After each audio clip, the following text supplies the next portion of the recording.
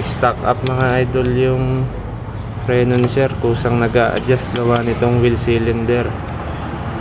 Tignan nyo mga idol, isasagad natin yung adjust sa lubay.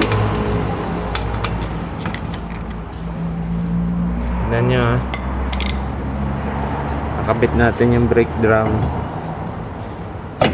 Kaya pala nainit yung preno ni sir.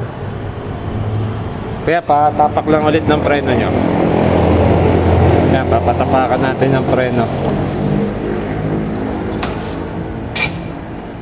Sige ha, pabitaw lang. Tignan nyo mga idol. Pusang nag-a-adjust yung preno ni sir.